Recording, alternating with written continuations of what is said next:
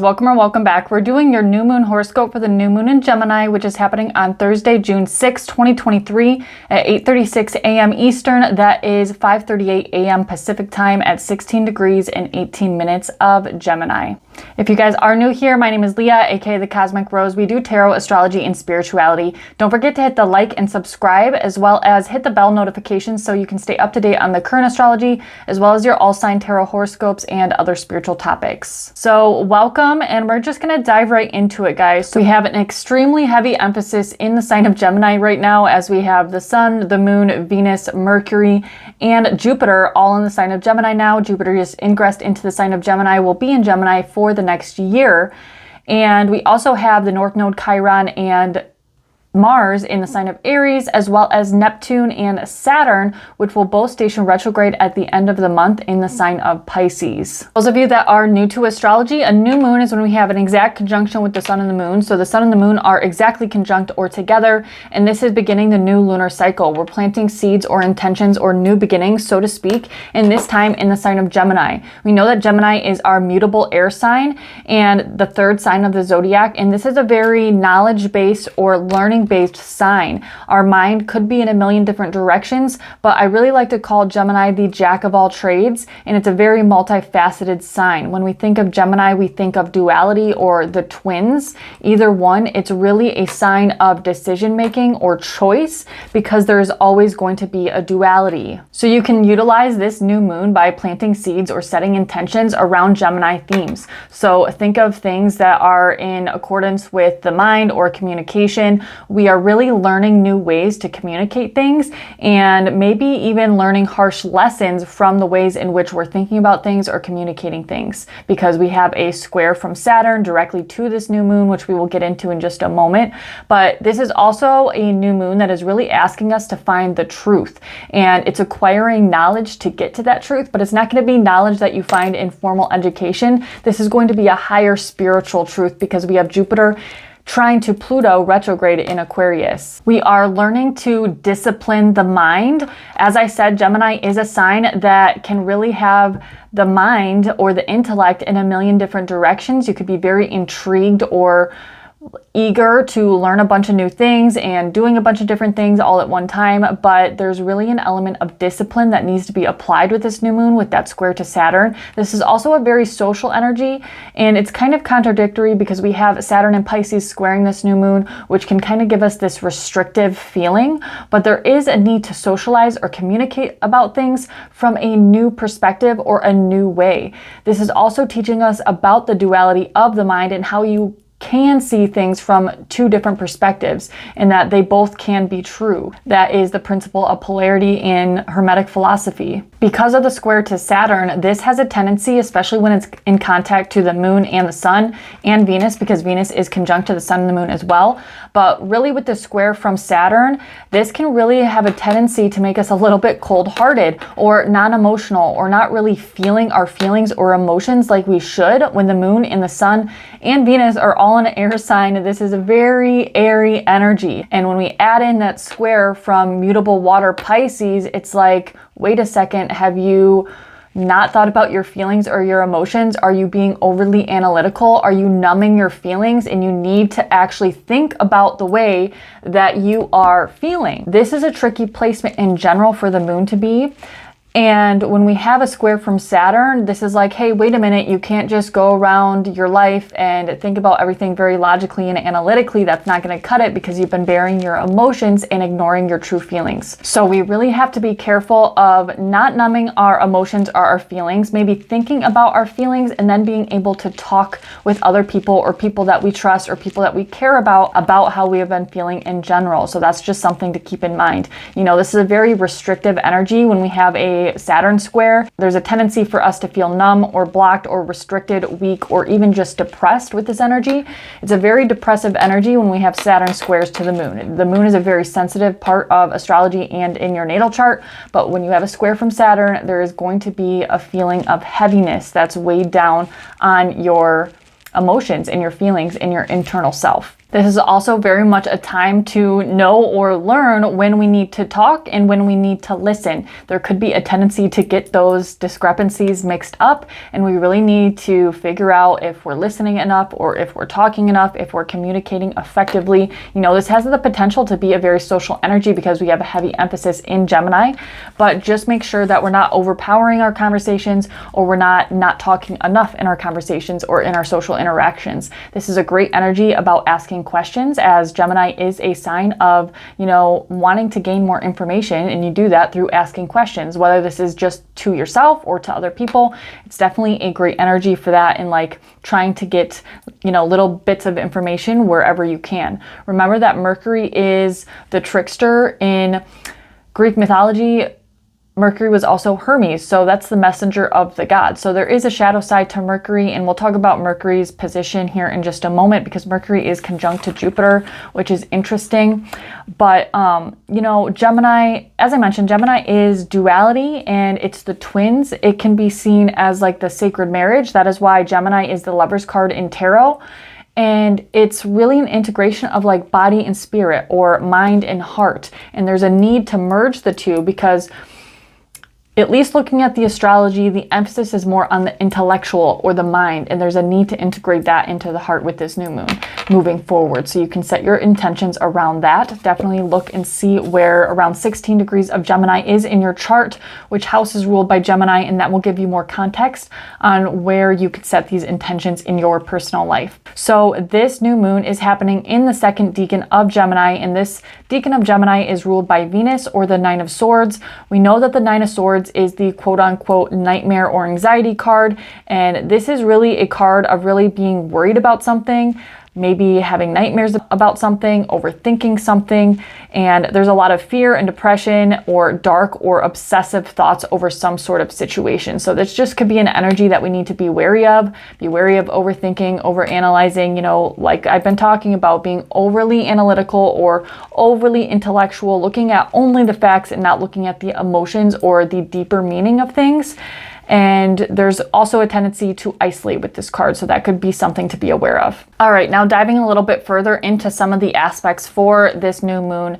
So as I've been talking about, this square from Saturn is a pretty major aspect. We have Saturn at 18 degrees of Pisces in almost an exact square. There's a 2-degree orb to the new moon, which is the sun and the moon, and we also have Venus there, which we will get to in just a moment. So Venus is conjunct to this new moon, which adds in more of that social element or harmonious energy that I was talking about. There's a heavy emphasis in Gemini, and it's actually quite beautiful besides this square to Saturn. So this square to Saturn, when we think about Saturn, Saturn is time, it is pressure, it is discipline, it is sometimes the angry authoritarian father figure or the angry grumpy grandfather, and he's really an energy of restriction, constriction, discipline, responsibility, and he's the great teacher, right? This is very much an energy of testing us or putting on the pressure, and this can be done through challenges or crisis or needing to have some sort of growth or maturity. And this is especially true through our relationships, because we have Venus, which is conjunct to this new moon, which is the sun and the moon. And Venus is our love relationships especially, but being in the sign of Gemini, this is especially true for relationships that are related to the sign of Gemini. And Gemini rules the third house, which rules things like our siblings or our immediate environment, people we see on a day-to-day basis. So this could be somebody that you see at work every day or somebody that you see in your everyday routine, but especially your siblings or distant family members, or not, I guess that would be immediate family members, your siblings, but the third house is especially true for siblings. And also this is things in business or in work, because Venus rules both love and money. This could definitely present some challenges in regards to our relationships in general. It is really asking us to be able to set healthy boundaries. It's also an aspect that's really kind of asking us to grow up and to mature a little bit and to set boundaries if we need to. It's also an energy of maybe feeling like you don't want to talk about something, but actually needing to, and that's the only way you're going to resolve some sort of conflict, because this square from Saturn can really make us want to just kind of go in a cave and not talk about things, but this Gemini energy is forcing us to, as well as the square from Saturn. So, you know, this potentially can raise some challenges or things that we might have some difficulty overcoming. We might be forced to set some boundaries with people that are in our lives, in our families, or in, work, whatever the case may be for you. Definitely look and see where Gemini is in your chart for more context on how these relationships could be playing out. It might be playing out in a totally different way for you. So it definitely is dependent on how this is happening in your chart. This could present some challenges that we need to set some healthy boundaries with people.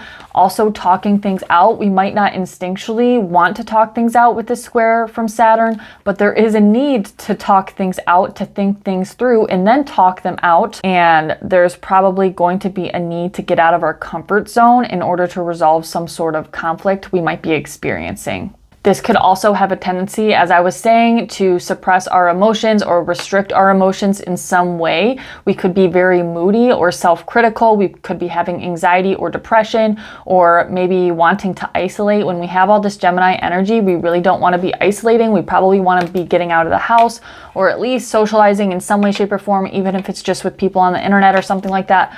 But we really want to be utilizing our social connections and not sinking into that Saturn and Pisces depression, anxiety, self-criticism, etc., because there is a tendency to do this. We could also have a tendency to suppress our emotions, which we already talked about, but we really need to face any challenges we're facing in our connections head on, and not being afraid to look at things that need to be looked at. We need to be careful not to set too high of expectations for other people in our lives, whether this is siblings or whether this is a romantic partnership. Speaking of romantic partnerships, if this is in relation to a romantic partnership for you, there could be a lot of restriction or possession or feeling trapped or suffocated or something like that from a romantic partner at this time, with Venus in contact or in conjunction to the new moon.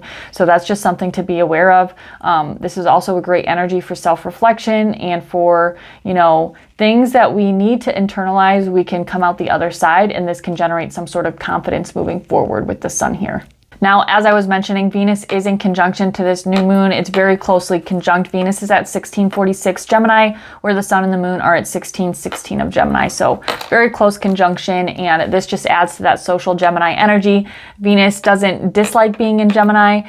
It's just not its favorite place to be, but this definitely brings a lot more social energy, more talkative energy, more loving energy, caring energy, being with friends and loved ones and talking things out and conversing with people, learning things or learning emotions. That could definitely be highlighted. It's really intellectual intimacy. So what is that, like a sapiosexual, I think they call it. But it's connecting with people through the mind or through the intellect, connecting on a intellectual level. Now, as I mentioned, we do have Mercury, which is conjunct to Jupiter in the sign of Gemini as well. And this really adds to the element of talking about things, especially any problems we might be facing. This could also be about talking about things that we're internally struggling with individually, because we have Jupiter, which is in trine to Pluto retrograde in Aquarius. I will get to that aspect in just a moment.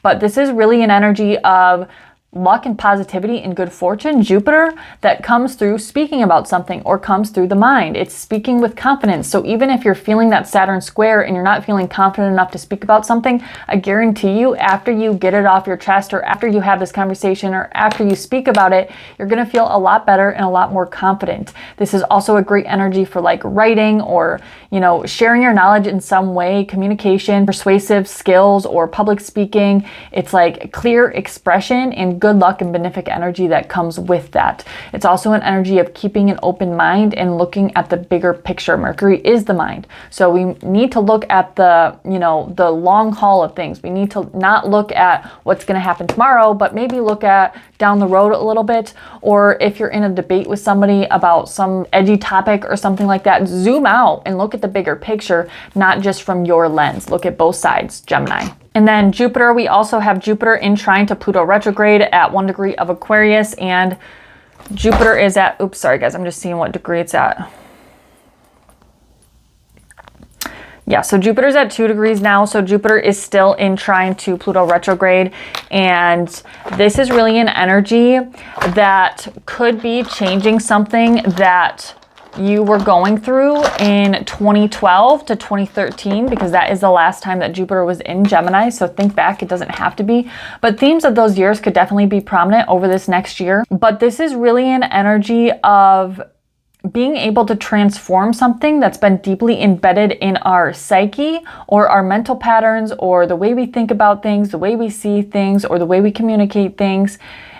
And it's some sort of internal struggle that we may have been struggling to overcome, that we're able to now get some sort of transformational energy from. We're transforming the mind. We're transforming the way we think about things, the way we communicate about things, and the way in which we're learning and gaining knowledge in some way. It really reminds me of Eight of Swords energy that we're liberating ourselves from. That just came to me intuitively, but it's like the Eight of Swords card is self-imposed limitations of the mind. And this reminds me of, struggling with some sort of self-imposed limitation of the mind that we're finally able to overcome. And in turn, maybe perhaps teach other people about this struggle that we have been faced with, because Pluto is an energy of transformation and Jupiter is an energy of the teacher or the wise sage, right? And Pluto is the alchemist. So we've alchemized something of the mind that we can now help other people with or share our wisdom about. All right, last one that I'm going to touch on that I think you guys need to know about is Mars is going to be square to Pluto. Mars is at 28.0 of Aries in its home sign of Aries. And then we have Pluto at 1 degree retrograde in Aquarius, of course. Now, I'm not going to lie, I don't really like this square, guys. This is very intense, very chaotic. It's not a super tight orb, but it's coming close there. When Mars moves into Taurus, this will become exact, so this tension is brewing. But this is like intense power struggles and power dynamics and like butting heads with people. And we just had Mars, which conjunct to Chiron in Aries, and now we're having Mars square over to Pluto. And this can create a lot of power struggles, a lot of transformational energy, a lot of ambition, and a lot of drive and a lot of intensity.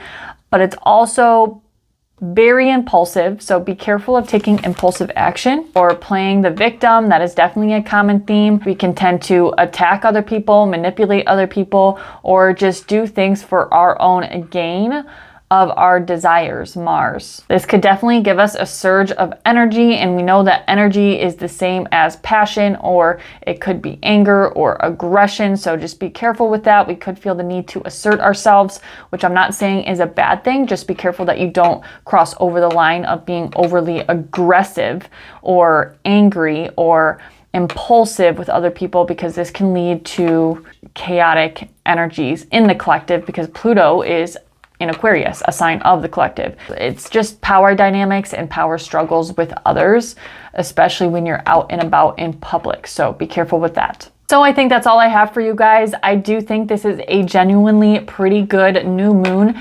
We're just going to be faced with a little bit of possibly restriction or setback, and we need to kind of confront things that maybe we've been sweeping under the rug for too long.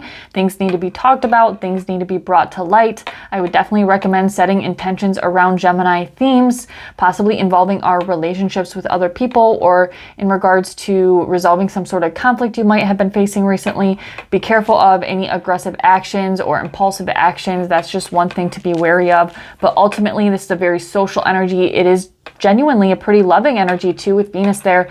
And I think that we can really utilize this. Just be careful that we're not numbing our emotions or avoiding our emotions, and really talk about our emotions in a way that's going to be effective and healing. So that is all I have for you guys. Just a reminder, we do have astrology readings on sale until the end of Gemini season. So you can click on the link in the description box below or the pinned comment, and any of the astrology readings will be 20% off when you enter the code Gemini at checkout until the end of Gemini season on June 20th. If you have any questions, you can always email me or shoot me a DM on TikTok or Instagram. So anyways, guys, happy new moon in Gemini. I will see you next time. Bye.